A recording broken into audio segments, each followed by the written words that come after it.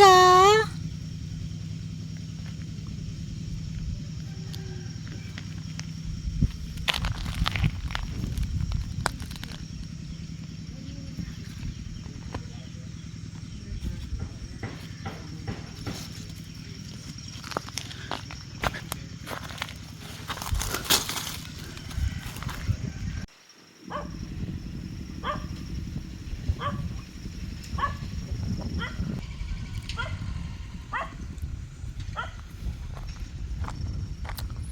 กับสบายดีสบายดีสบายดีพี่น้องปองป่ายเบิดสุกุสุคนทั้งไก่และไก่นะจ๊ะบอกว่าอยู่จุดใดในโลกนี้เขากล่าวคำว่าสบายดีนางเอาปุ่นมาใส่บ่ทันได้หามากินหาทันหากินครกกบไว้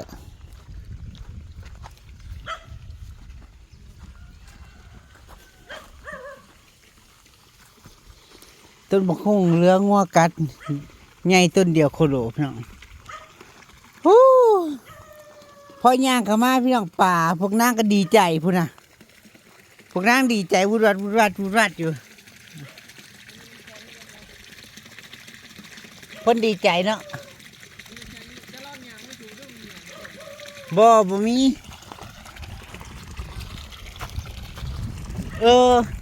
ให้ย่างมามันก็ย่างตามพี่น้องมันก็ร้อยตามเป็นหมู่เลยเห็นบ่พี่น้อง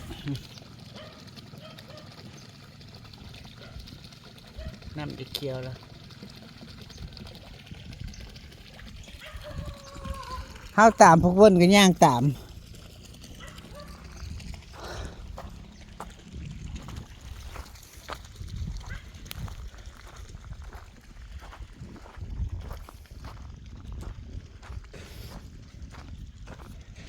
ห้องน้ำเต็มโจโลโอ้ยใส่เติงเรื่องบ่มันกองดินกองหินมาแล้วกินได้จ้าก็ลองกินดูสิอัมราบอจ้าอยู่เงินฉันก็มีน้ำกินจ้า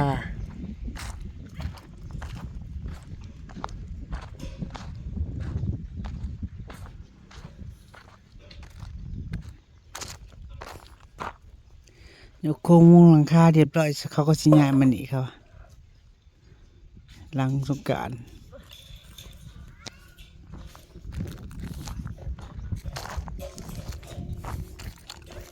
นับได้เด้อนะโอ้เศษเล็ก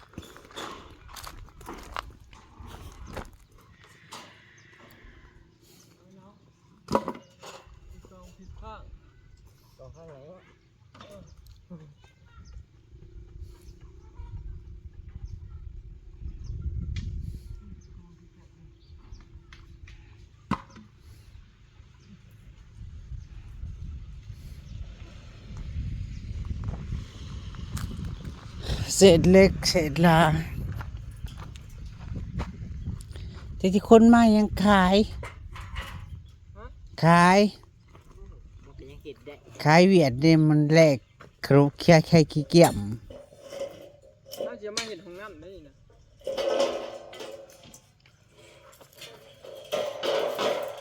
มีได้เล็กเขาเห็นของน้ำมันค่า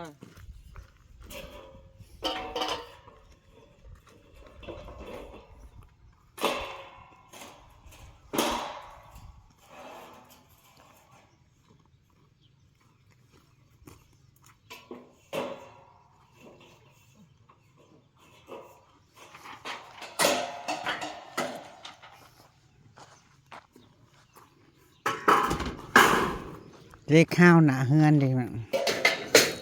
หนาเฮือนที่ยกสูงนะเอาไว้เฮ็ดอะไรอ้อยไว้เฮ็ดบันไดขึ้นต้นตาลต้นพร้าวบันได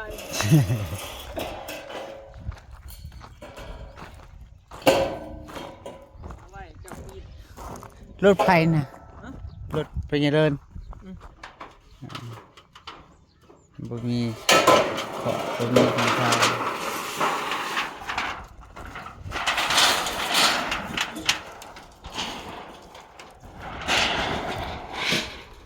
เดินทุกคนพี่มีต้นดู2ต้นเพียงไงต้นดูมีห่มใหม่ห่มดูว่ามันใหญ่มันงามมันห่มทุกอย่างเนาะบาเป็นต้นใหญ่มันก็ห่มได้ต้นดูนะห่มเนาะมองเฮือนบักน่ะเด้มต้นใหญ่เฮ็ดอยู่ในป่าน่ะที่เขาจะไปหาเฮ็ดอยู่บ้านมันน่ะนะ มัดนะ เนาะมีต้นดูมีต้นใหญ่ อันนี้ก็ขั้นได้หน่อยไ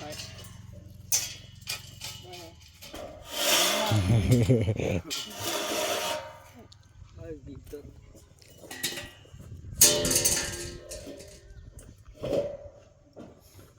เขาควบคิดเขาสิเอามาเห็ดของน้ำเล็กเสีย ๆก็ดีกันบ่ได้ซื้อ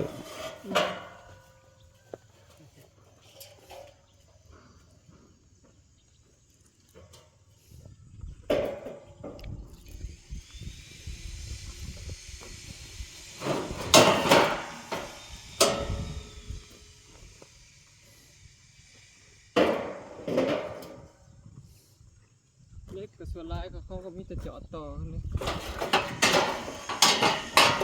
ห้วยมันแพงต่ออะไรต่อได้ก็ต่อ ปกติเขาก็ต่ออะไรไม่ง่ายปกติเล็กเขาเห็นเพื่อนเขาก็จอดต่อเพื่อนเนี่ย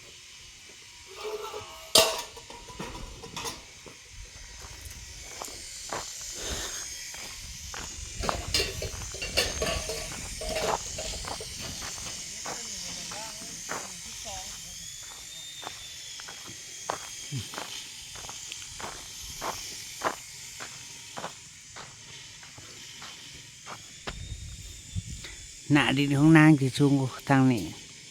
ขนาดทมบริลายได้พี่น้อง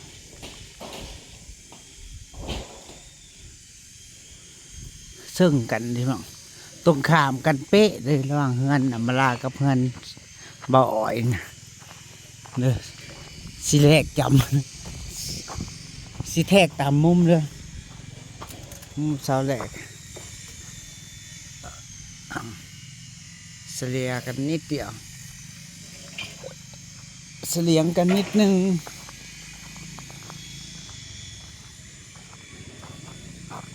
อันนี้ก็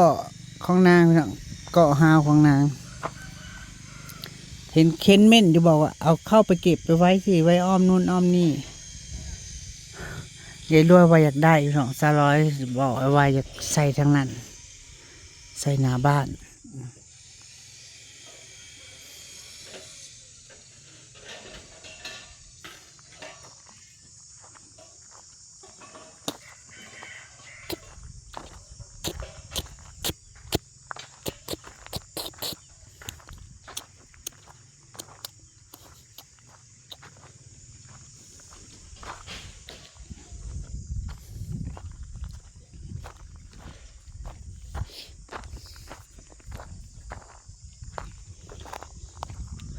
นางปลูกมะคุ้มมะห้อยใช่แล้วเงินไปเห็นยังนะเงินมึงไปกินยังแม่ไปกินไก่ในหมอแม่เอาไก่ไปกินบ่ฮะ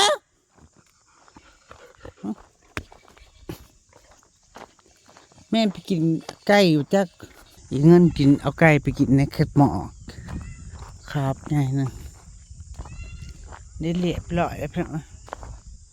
สะพานโค้งนาง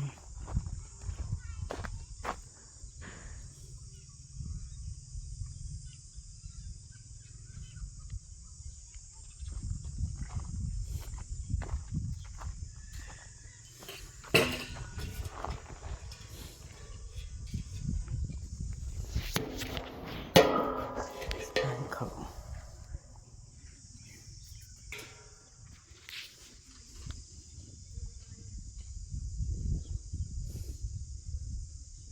เบิ่งว่าสิกาดไปฮะ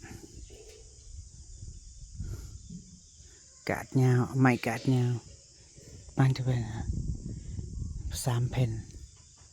เอาประมาณ3 แผ่น3 แผ่นความยาวเท่าไรบุญบ่ได้มาวัดเบิ่ง สิบวกลบคูณหารแล้วจังสิ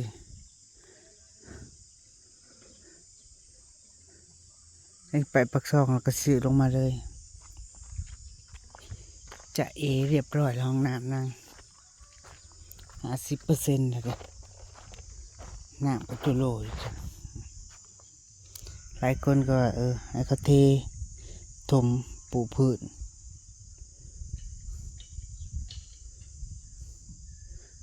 ไปย่ำน้ำเต็มไปได้ดูดออก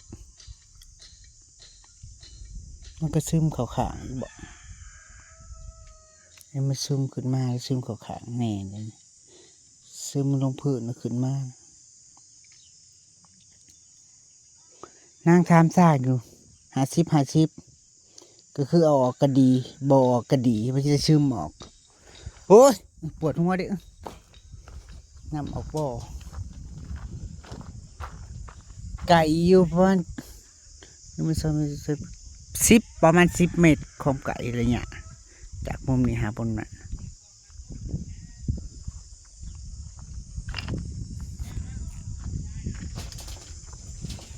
จะเอาหนักนะก็สิเทประมาณนั้น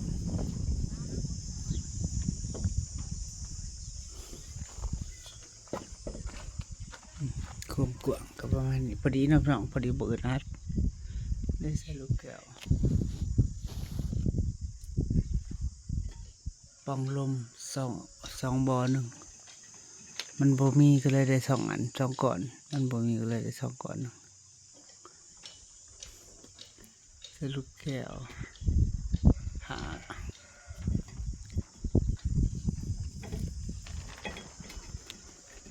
น้องน้ำจ้า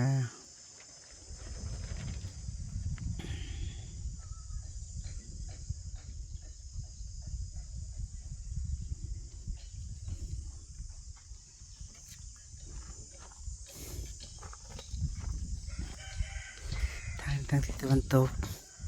ทางตะวันออกเขาทางเดินออกแล้ว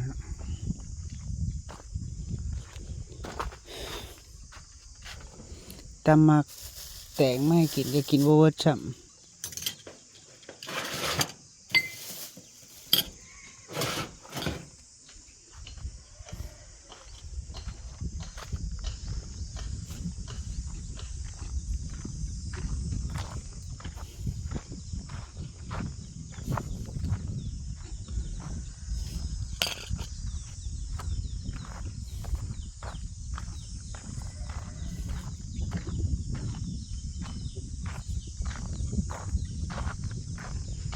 เบิ่งต้นไม้เบาแก้วให้มา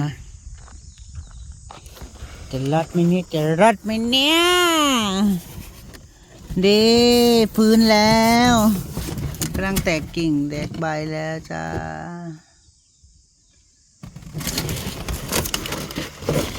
ย่านพวกนางห่อนแดด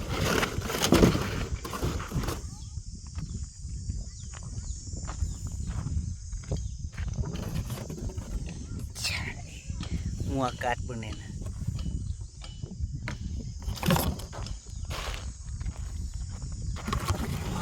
จ้านี่ตอนนี้งัวไม่กัดสวย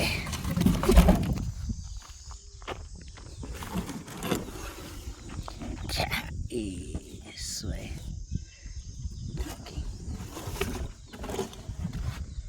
จ้าดอกเริ่มโรยลาแล้วเขามีปุ๋ยดอกด้วยนะพี่น้องเนาะปุ๋ยดอกมาใส่เอา2 ดอก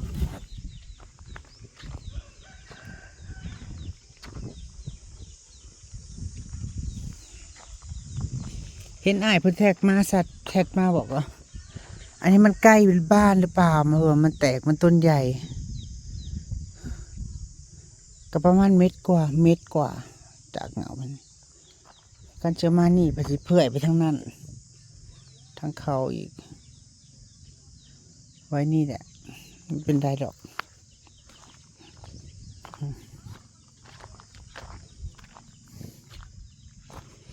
ทั้งนี้ก็สิคุดทองน้ำเพราะว่ามันไก่ใส่ท่อใหญ่ไปลงพุ่นมันไก่ตามมันตัดมันสิยากเขาเจ้าว่าเพราะฉะนั้นจะเฮ็ดทองน้ำทั้งนี้กุ ขุดท้องน้ำบ้างนี่ขาเงื่อนนี่แหละเอามุมนี้เพราะว่าห้องน้ำที่อยู่ฝั่งนี้ทางนี้เบิ่งดูบ่อนี่ก็สิออกน้ำบ่ออกบ่อบ่แต่ว่าสิบ่คือกัน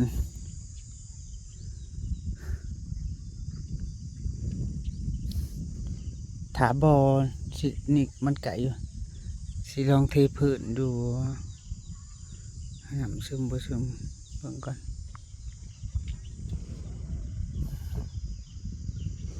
เด็กต่อครัวออกมาพี่ได้แล้วเพราะว่าในบ้านบ่มีครัวเฮ็ดครัวข้างหลังถ้าข้างหน้าข้างขางมันเสียมันเสียทรง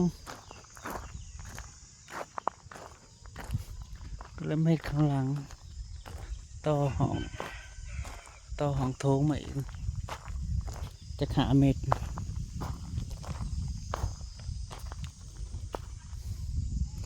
ที่นางปลูกกับคุณแม่ตายน้ำก็มีบริสีงามเด้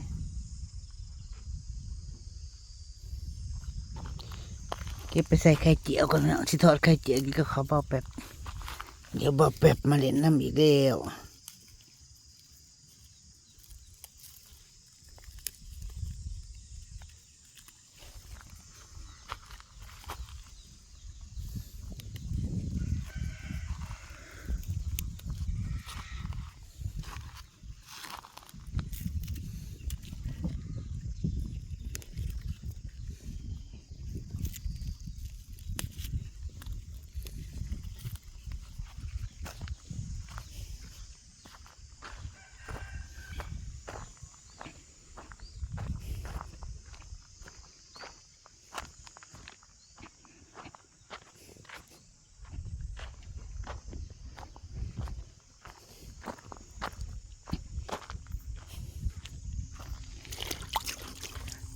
ต้นอันนี้นางซ้ำไว้เต้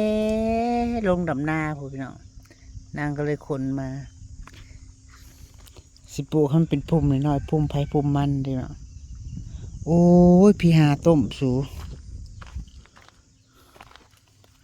อย่างมาโคมหักโอ้ยตายจ้ะ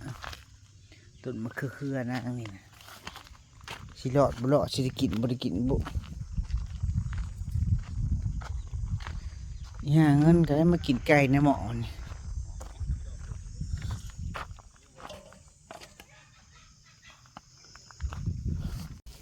เกลือปลาก่อนโอ้ยโอ้ย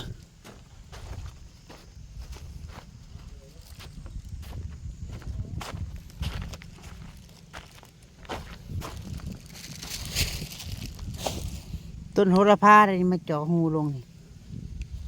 นั่งเจาะหูลงโอ้ทางนั้นบริจอแต่อ้อมนางปลูกโหระพาชนิดเลยจ้ะจอเลยจ้ะเสียเบียบคงเตียบไปทางนั้นเกลือปลาก็พี่น้องเอ้ยกูกูกูกูกูกูกูกู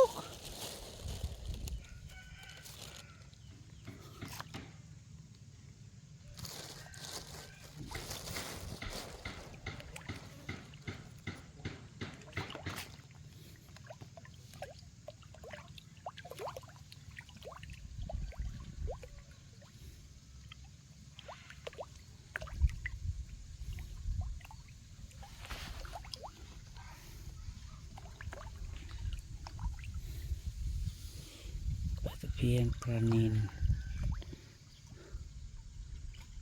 ปลานวลจันทร์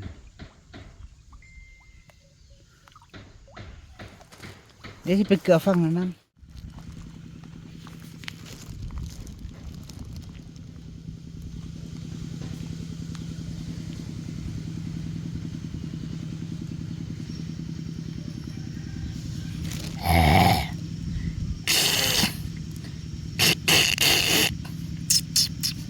ที่รักแกเจ้าแม่มาทำอะไรเจ้าแม่จ๋า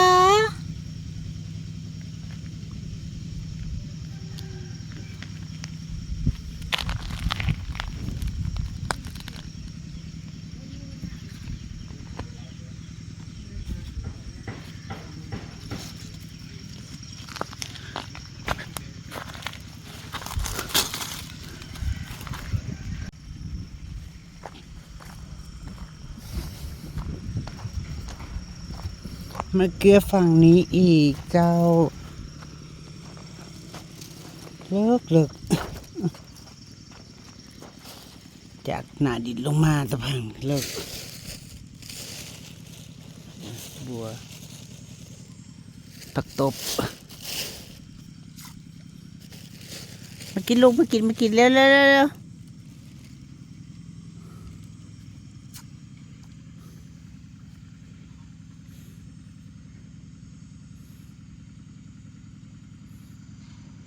บ่หลายก็ฟังนั่น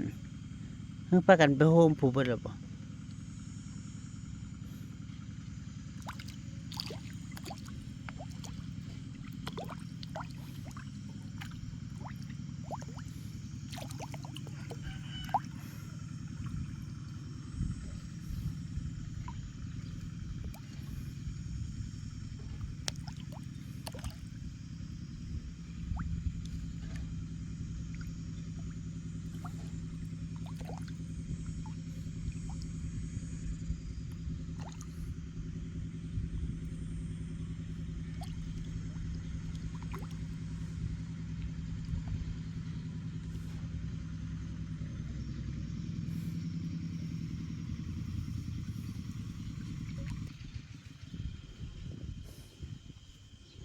ดาวเรืองบ่ทันออกดอกคือซื้อนี่พี่น้อง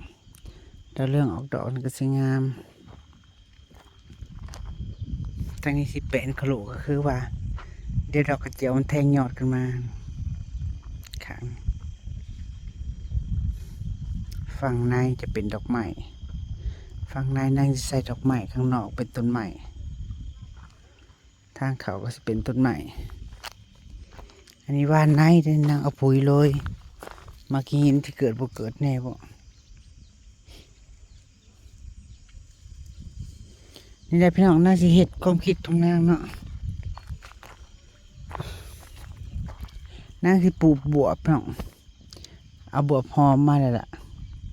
เอาบวบมาปลูกตามขอบมันไปแล้วหันตั้งฝั่งนี้กับฝั่งนี้ความคิดว่ามันสิเป็นจริงหรือบ่มันเกิดเป็นยังแล้วก็นางสิเป็นอุโมงค์ไป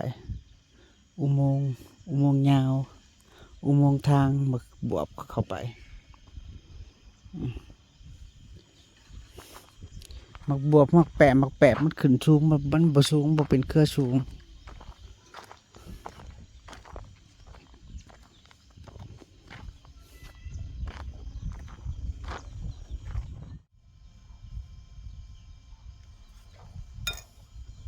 กินวันโลเอื้อเนาะ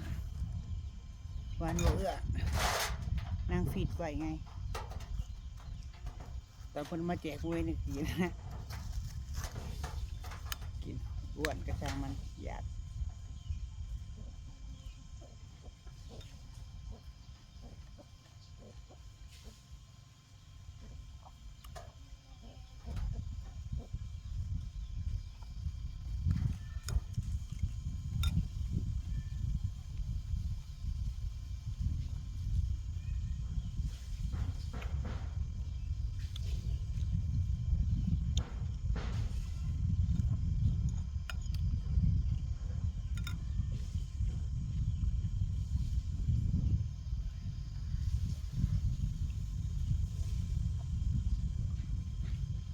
เดี๋ยวแป๊บมา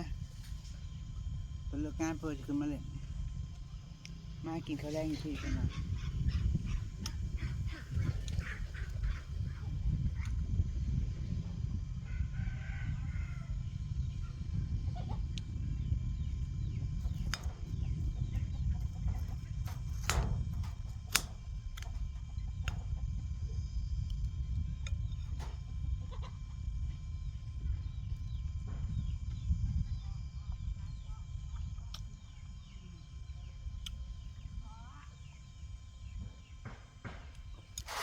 จังได้ขอบคุณพี่นนท์เด้อ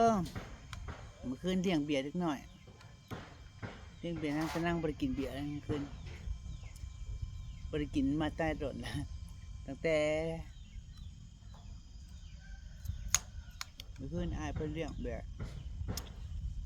ก็บริกินนั่งเบิ่งเขา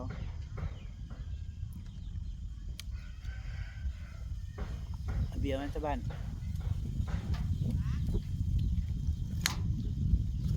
ปีกไก่ปีกเป็ดมาย่างเมื่อคืนจนเลิก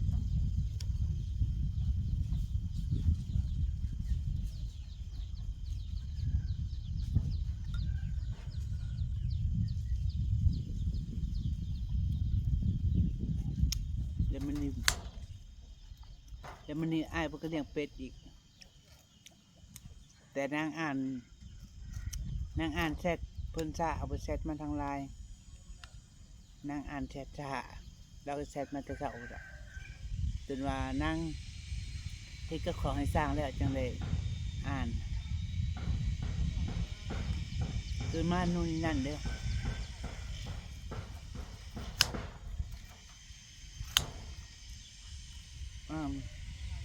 ให้เพิ่นแชทว่าให้ไปหาจับเป็ดมาเลี้ยงสร้างเฮ็ดหยังกินก็ได้ลาบเป็ดปิ้งเป็ดตาเป็ดก็ได้ให้สลอยมาเฮ็ดค่ะ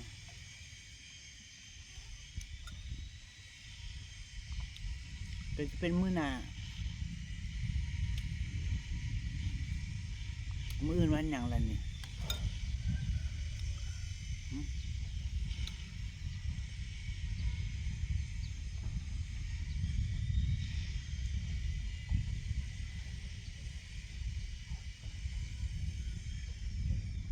มื้ออื่นวันศุกร์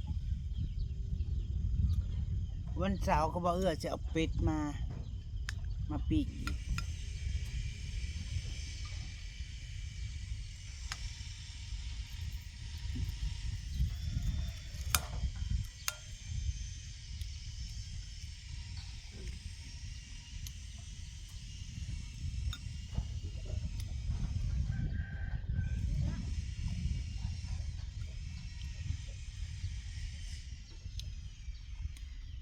มีเป็ดจักตัวดี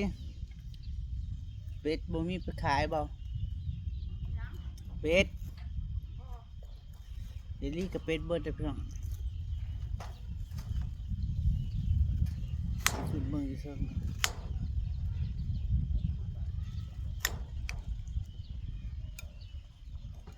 หาเป็ดไปแล้วมาปิ้ง